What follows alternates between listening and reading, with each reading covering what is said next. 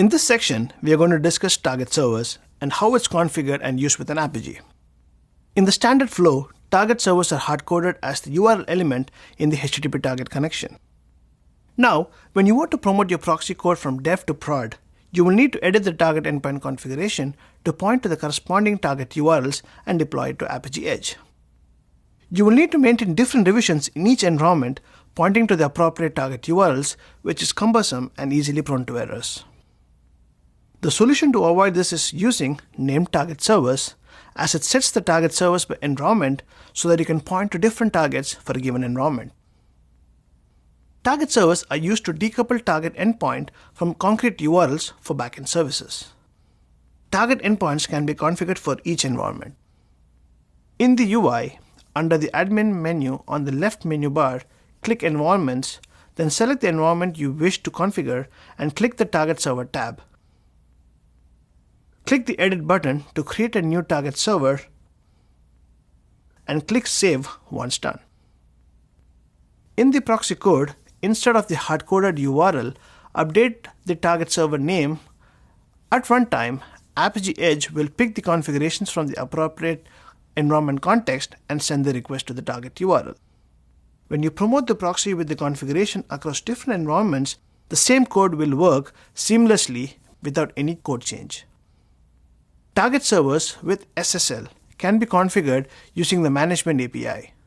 The SSL info, along with the cipher, key store, and trust store details for each environment can be configured and managed separately. Now, have you started asking, what if I have more than one target server to connect to? How do I do that in Apigee Edge? How do I make sure that the target servers are highly available? Well, the answer is Load Balancer.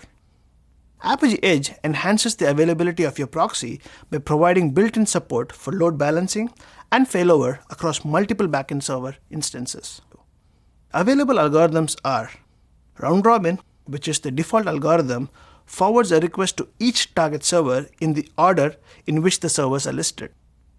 Weighted enables you to configure proportional traffic loads for your target servers using the weight attribute. Least connection is used for fewest open HTTP connections to your target servers. Other configurations we have are max failures, which is used to define the maximum number of failed requests to the target server that results in the request being redirected to another target server. Retry enable is used to retry the request once to a different server after an I/O error. Is fallback is defined for a target server when the load balancer determines that all the other requests are unavailable so that the traffic can be routed to the fallback server. Within the API proxy, the target servers are configured within the load balancer. According to the algorithm configured, the proxy sends the request to the target. Here is an example of round robin or least connection algorithms used within the target servers to provide higher availability. In this example of weighted algorithm, 2 requests will be routed to target 2 for every 1 request routed to target 1. Health monitoring enables you to enhance load balancing configurations by actively polling the backend service defined in the target server configuration. The health monitor acts as a simple client that invokes the backend service. There are 2 types, TCP monitor and HTTP monitor. A TCP monitor client simply ensures that a socket can be opened. The HTTP monitor client is used to submit a valid HTTP request to your backend service. Typically, you define a simple GET request that simply shows that your backend is available.